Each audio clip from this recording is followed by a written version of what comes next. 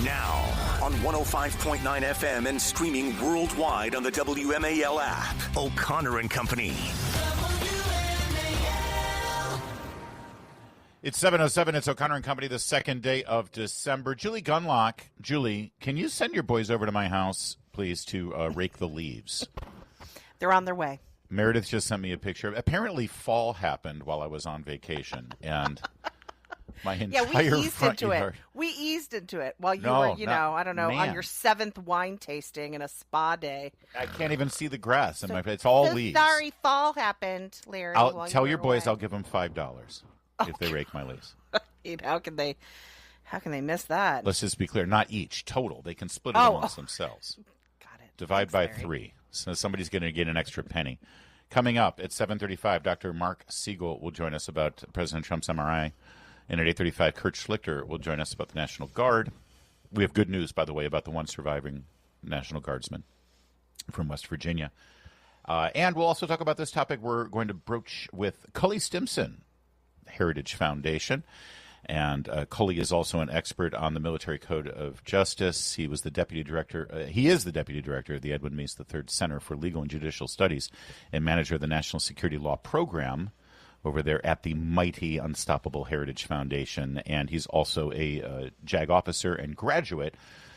Excuse me. He's a retired Navy captain. Jeez, I'm sorry. It's a really long intro. Cully Stimson, thanks for joining us. I'll rake your leaves for $3, Larry. Hey, see now? Oh, I like a bidding war. This is good. Yep, exactly. Cully, you heard Mark Kelly over the weekend, a fellow retired captain from the Navy, and I know you guys, you like great respect for each other, and so I figured that you would be able to take a look at this whole question and sort of give us your opinion. First of all, Kelly over the weekend suggested, when challenged by Kristen Welker about the feasibility of people in the chain of command having to determine for themselves what a legal and illegal order is, that they could just call a JAG officer about that. Is that how these things go? Do people have a military lawyer on speed dial at any given time? Actually, they do in a lot of these operations. But the part he skipped is that prior to deployment, all people involved in the deployment are briefed on the standing rules of engagement, and then when you get towards or at the engagement, you're briefed on the actual rules of engagement, and you defer to the warfighters to make those time-sensitive judgments on the ground, in the air, under the water, with respect to lawful and unlawful targets in the law of war. So you pre-brief them. But if you're in a hot situation and you wonder whether or not you go or can't go, and whether it's lawful or unlawful, you can, and you have JAGs forward deployed who will give you an answer. Now, it's ultimately the commander's decision whether to pull the trigger or not. That's where the buck stops. So let's listen to Senator Kelly here, cut 16. This was from Sunday, and then I'll have you respond. You can certainly go to the judge, advocate generals, the lawyers, and have a discussion about it. If you don't have time, you just say simply, I'm not going to do that. That's against the law. It puts a lot of burden on the troops to make a decision in real time. It puts a tremendous amount of burden on officers in the military, but that is their responsibility, and they can figure out, a reasonable person can tell something that is legal and something that is illegal. Now, Cully, I've spoken to a lot of officers in the last week or so off the record, but to sort of inform me about this. And they said that everything that Senator Kelly has said and everything that was in that 60-second ad that the politicians put out, that's all basic stuff that every member of the military knows. Certainly officers know that stuff all the time. So as he continues to reiterate these points, what's he really getting at? What's he trying to achieve, in your opinion? Well, I wrote about this in the Daily Signal because the problem is not that he quoted black letter law. He did, and he did correctly. The issue is whether people in the legislative branch who previously served are suggesting, wink, wink, nod, nod, you should reflexively question the legality of Trump's orders as the commander-in-chief. And that is where they cross the line politically, in my opinion. It undermines good order and discipline, and they shouldn't have done it. This had nothing to do with them playing, lawyer-in-chief and just reminding people. This was a political hit job on Trump. Well, and he also added, if I may, Senator Kelly did, Cully, he added, it would be a real shame if when we're in the majority or if there is a different president in the White House that some of the orders that they're following now get called into question at a later date. That seems even more insidious to the chain of command. It is, and he has had an amazing military career, and the problem is that if it's deemed lawful at the time and signed off on by the lawyers, then going back and trying to relitigate that makes it very difficult to hold somebody accountable if the previous lawyers they relied on said it was lawful. The seditious six, as they're being called, it's very dangerous. Many of us view it as very dangerous what they've done, as you guys have laid out here. But what are the consequences of this? I mean, of Senator Kelly continuing this, doubling down on this? I mean, some people have called for him to be called back up so that he can be court-martialed. I don't know that Hegseth would do that. That seems enormously provocative to do. But what can be done for members of Congress who have, like the seditious six, who have done this but also continue to double down? When does this end? What are the consequences? And isn't this unleashing sort of Congress to like suggest that soldiers shouldn't follow orders? What can be done? Well, I think the real accountability is political, Julie, because they can say this. Oftentimes they are not covered by the speech and debate clause because it's not a core legislative function for what they're doing, not doing it on the floor of the House or Senate. It's political speech. It's protected by the First Amendment. But I think if you tried a thought experiment and said Republican members of the House and Senate who called into question Obama's airstrikes or the invasion in Haiti when Clinton sent over 20,000 people and there was no war declaration, you can call into question the commander-in-chief's orders. That thought experiment goes the wrong way for the liberals, right? Because all of a sudden you're putting the shoe on the other foot. So I think the consequences are political, and I think people should call them out for what this is overtly political, undermining and reflexively undermining the commander-in-chief's orders. Instead of dealing with hypotheticals, though, Cully, we actually have a real-world situation here with this strike against narco-terrorists coming from Venezuela that has made the headlines. And now the eyes are going to be focused on Admiral Frank Mitchell Bradley. They call him Mitch. I've never been introduced to him, so I think I should just call him Admiral Bradley. He made the call that these narco-terrorists should be he was ordered by the Secretary of Defense through the President to eliminate these narco-terrorists and destroy the boat and anything that remained.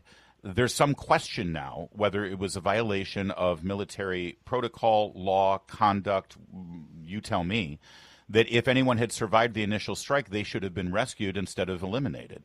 Is that your understanding of how these things are supposed to work? So the administration tells us we're in a non-international armed conflict. That means a terrorist group against the state, us being the state. That means the law of war applies, and that means the Geneva Conventions apply, which we're a party to. And so if you look at Common Article 3 of the Geneva Conventions, it says that persons, quote, taking no active part in the hostilities, including members of the armed forces who have laid down their arms and those placed hors de combat by wounds or any other cause, shall be in all circumstances treated humanely without adverse distinction. That means you can't kill them when they're wounded, all right? And so then you cannot deny people quarter. In other words, if they're wounded and they're giving up, then you have to protect them. But here's the question that all soldiers, sailors, and airmen, Marines who are war fighters have to ask themselves after they've been briefed by the JAGs, when they know the rules of engagement, and then they have to make that split-second decision. Yeah. Quote, is there an honest and reasonable belief in the soldier's mind that the wounded enemy presents a danger to him or his fellow soldiers? If so, they're a lawful target. So double tapping, you hear that word all the time, Julie and Larry. Double tapping is when you indiscriminately twice shoot a wounded or apparently dead enemy to ensure he's not feigning death. That's murder. Okay, that's called a grave breach. That's murder. But that's different than a controlled double. If you go boom, boom, or boom, boom, that's right. Trained. And so these are entirely fact-dependent. We shouldn't get ahead of our skis, nor should the Senate or House. The admiral knows the benefit of the doubt goes to the soldier, sailor, airman, Marine who's doing the real fighting. And so they're exquisitely well trained. That's where Senator Kelly is absolutely correct. And we should trust in our war fighters that they know how to make the right decision under really tough circumstances. But the law is clear. If you double tap and you kill somebody who's wounded or has given up, that's murder. But we shouldn't jump to any conclusions at all. And Cully, quickly, and I appreciate that. And at the very beginning there, you mentioned, do the Geneva Conventions apply if we're dealing with terrorists who are not signatories to the Geneva Conventions? Yep, they do. And we learned that the hard way during after 9/11. They absolutely apply, and absolutely Common Article 3 to the Geneva Conventions applies because we're in a state of non-international armed conflict, according to the classified OLC memo. And even Geneva Convention 1, Article 12, says members of the armed forces who are wounded shall be respected and protected in all circumstances. Any attempts upon their lives or violence to their person shall be strictly prohibited, unquote. So they apply. The question is, how did they operate and what were the facts and circumstances in this situation? And that is yet to be determined. Our intention every morning is to make sure that people are better informed after listening than before. And Cully Stimson, you helped us with that today, that's for sure. Thank you so much. Thanks, guys. WMAL, making sense of the news. Live from the Home Paramount Pest Control Studios. Home Paramount, the leader in pest control since 1939. Brought to you by the National Air Traffic Controllers Association. We guide you home. NATCA.org.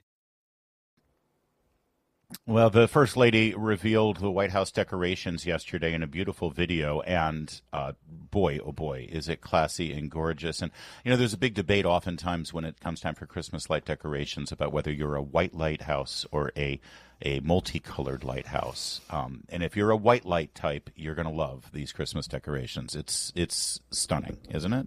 Well, what are you? It's funny you should ask that. Because we are usually on vacation. We usually go on vacation this weekend, and then we're gone pretty much. We go to family in Oklahoma and stuff. So we don't really decorate. But this year we're home. Oh. So we're going to have to decorate. This is our first time in this house. So you don't normally have a tree?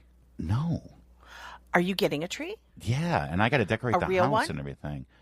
I want to get a real one. Meredith wants a fake one. I'm a real tree kind of guy, though. Well, if it's not a normal thing, just get a real one.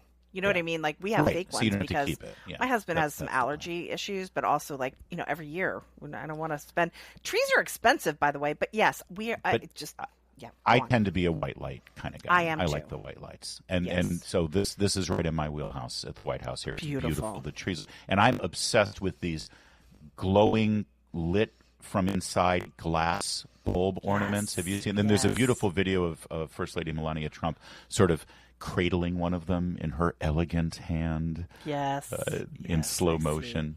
Yes. Many people drew a comparison between this and the unfortunate video of the Harlem Nutcracker Christmas that First Lady Jill Biden put out, which, by the way, setting aside the very hokey and childish decorations that Jill put out there. Oh my gosh! It did. It was chaotic and ugly. I actually enjoyed the Duke Ellington Nutcracker. I like tap dancing, and I like. Yeah, I didn't mind that entirely, but that part of it I didn't mind. But the decorations were god awful. The decorations were terrible, but I also I didn't mind. I kind of like that dance routine. Yeah, I did but too. It just seemed a little bit insane. I will say it was chaotic.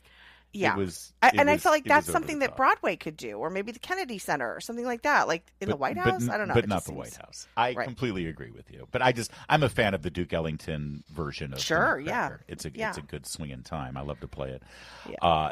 So meanwhile, of course, the media and the Democrats, as the First Lady has put out this beautiful, stunning video, they had to drag out an old quote of hers from the first term. Secretly recorded, by the way, from a trusted friend of Melania who wanted to profit off of this terrible person. Secretly recorded her, and then of course they trot this out every Christmas. The quote posted by the Democrats. This is from the official Democrat Party social media feed. says, "Who gives a F about Christmas?" which, of course, is taken out of context from a much longer complaint that she was giving, saying that she was working her bleep off on the Christmas stuff, but who gives a F about the Christmas stuff and decorations, but I need to do it. And, of course, she was venting to her friend because they were trying her husband for treason. That's and right. claiming that he had stolen saying, the election with the Russians. In light of those things, who gives a blank about Christmas? Exactly. It makes her much more real.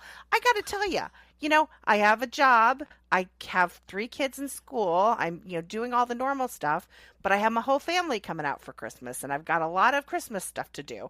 And there's a tiny part of me that sometimes is like, who gives a bleep about Christmas, right? Because I got a lot of other stuff to do. Right? I'm knowing you as long as I have, Julie, I think it's a little more than a tiny part of you. And I doubt that it's only said internally. But that's understandable, and it makes Melania Trump, who is incredibly classy and elegant, but sometimes otherworldly, it makes her even that much more relatable. Yes, indeed. But we appreciate you overcoming your instincts and delivering, once again, a beautiful, elegant display for the American people. It's 7:23. Coming up, we're going to talk to Dr. Marc Siegel about Trump's MRI and the Democrat panic over Trump's health. Keep it here. 7:30. WMAL FM, Woodbridge, Washington, a Cumulus media station. Making sense of the news. News Talk 105.9. WMAL. News now. Now on 105.9 FM and streaming worldwide on the WMAL app. O'Connor and Company.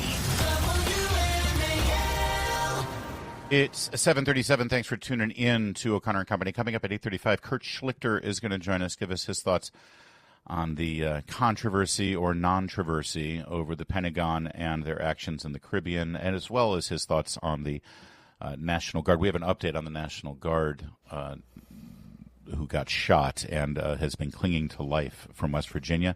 Some good news in that front. We'll give it to you coming up in a bit. It's Larry O'Connor with Julie Gunlock. Morning, Julie. Good morning. Joining us right now, one of our favorites, physician, Fox News senior medical analyst, and his book is out now. It's called The Miracles Among Us, a great holiday book, regardless of what holiday you celebrate this December. It's called The Miracles Among Us, author Dr. Marc Siegel. Dr. Siegel, thanks for joining us today. Great to be on with you. How are you today? I'm good, thank you. I appreciate this. Listen, yesterday the White House announced the results of President Trump's MRI, and yet reporters and people in the media still seem to be thinking that there's some sort of cover-up here or controversy. First of all, on the results themselves, did you hear anything that sounded abnormal for a man President Trump's age? No, I haven't seen the MRI, but the reports are that it's normal. Yeah. And I don't know the exact reason they ordered it, but tests are done all the time, and the fact that it's normal speaks for itself. Well, and that seems to be. I think what's going on here is, and I don't know how common this is. It certainly wasn't common 50 years ago, right? But what's going on is really clear, which is that the Democrats had a president who was not well for 4 years, and they hid it from the American public. Yeah. And then they had a vice president who they kept from assuming the reins of the office, and who knows who was actually running the office. And now President Trump is putting more attention on that by questioning who is actually signing these pardons. So the Democrats have a playbook, and I'm not saying this is because they're Democrats. I have no idea, but the playbook is let's get attention off of that onto the health of the guy who's in office now. Well, unfortunately, this guy appears to be in excellent health. And I've never examined him, but I can say that cognitively, just watch him. He seems pretty advanced cognitively. He's talking off script most of the time. And like it or not, he seems to be in charge of what he's talking about, in my opinion. And I've watched him and watched him and watched him. You know, his physical reports are generally that his blood pressure is low, his cholesterol is controlled on medication, and the bruising is usually, most physicians that have looked at that have considered it to be superficial. He's overweight, he's got to lose weight, and his diet could be better. What more do we need to say? Yeah, good point. Yeah, they seem to be really nitpicking on everything. They're even focusing on his wrists. They say he has swelling. They really are nitpicking. But I mean, again, you've heard the report. What would releasing the MRI reveal more than what Carolyn Levitt has said at the podium, and the analysis and sort of the breakdown from the wider medical community is? He's a healthy guy. What would seeing this MRI do or give people? Well, I think it's I can't put words in their mouth, but I think they're basically saying, why could we never see Biden's MRI of the brain? I mean, Siegel was asking for that. Why didn't we see it? What did it show? You know, did President Biden have prostate cancer that he was being treated that nobody knew about, or did they not ever diagnose it? We still don't know the answer to that question. So I think this is all in the name of transparency. And yes, negative MRI is significant because the MRI is a very good test for looking at soft tissue and looking at organs, you know, and looking at function, and it pretty much rules out anything major going on in the abdomen. So. One last question on this, because there's some controversy now over the fact that President Trump was asked to get the MRI. He was why did the doctor tell you to get an MRI? And he goes, I don't know. You just said to get an MRI. Is for a 79-year-old man, is it sort of typical diagnostically to say, well, I don't see any problems, but let's just have an MRI as a precaution? No, I don't think that, and I think I'm guessing that the reason to get an MRI has to do with friability and the fact that he had, you know, let's call it vascular problems going on that were clearly superficial, and they wanted to make sure there wasn't anything else going on. I think it's overkill. I think it was probably unnecessary, but this is the president of the United States. That's what I was saying when we found out that Biden had prostate cancer. I mean, I don't mean to pick on the poor guy. I mean, I feel horrible that he has it. But, you know, when you're president of the United States, you get an extra layer of attention and detail, and I think it was overkill, frankly.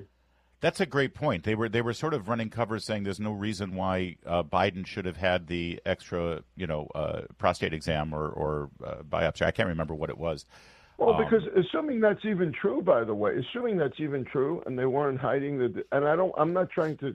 Oh, it was the blood test. That's what it was. Yeah. Right, but because the guidelines for a man over 80 are that you don't get that blood test, and I totally disagree with those guidelines.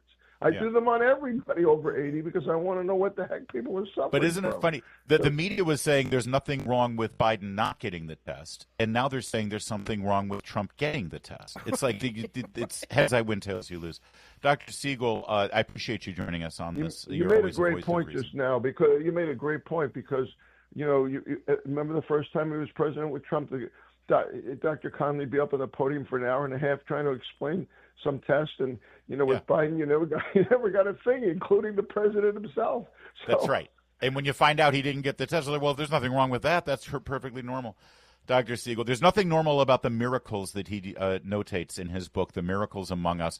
It's a wonderful read and something that everybody should have when they start talking about medicine and science and some of the things that just can't be explained. Well, they can be explained.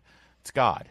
The Miracles Among Us. Dr. Siegel, Merry Christmas. Happy holidays, Happy Hanukkah, all the stuff. Enjoy yourself. Great to be on with you guys always. It'd be a miracle if there was an even playing field. That'd be a miracle.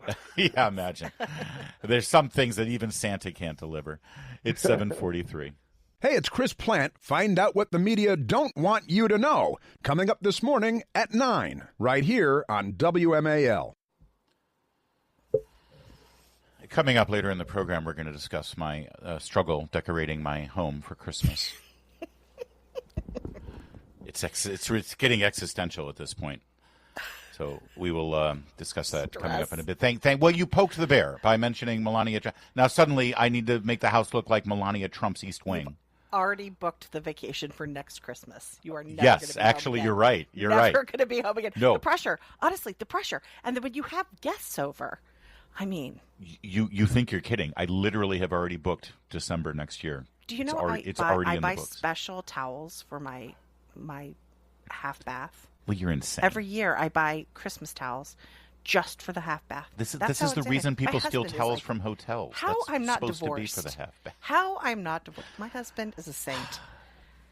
He's Coming like, can't up- you use the ones for last year? And I was like, no, they Husband is are a wrinkled. saint for many other reasons. Coming up at 8:30, we're going to talk to Kurt Schlichter, who is a veteran of the National Guard, retired colonel. He has a soft spot in his heart, of course, for all guardsmen, and so he took the news of the murdered guardsmen here in D.C. from West Virginia extremely hard. We do have some good news, though, an update on the National Guardsman who is still clinging to life, Andrew Wolf. Take a listen to the governor of West Virginia, Patrick Morrissey. What I will say is that Andrew remains in serious condition. We did have some positive news that we were told that Andrew was asked if he could hear the nurse who asked the question to give a thumbs up, and he did respond. And we were told that he also wiggled his toes. So we take that as a positive sign. I'm not here to speculate, but I will say one thing, that Melody, the mom, has been so positive a force, and she's been asking people across the country to pray for her son, and those prayers are working. So I want to continue. That's her only request to me is, would you please get the word out that my son Andrew needs prayer? And that's all I'm going to do. Talk about that. These are wonderful people, and the family's going through a very difficult situation right now as Andrew fights to survive.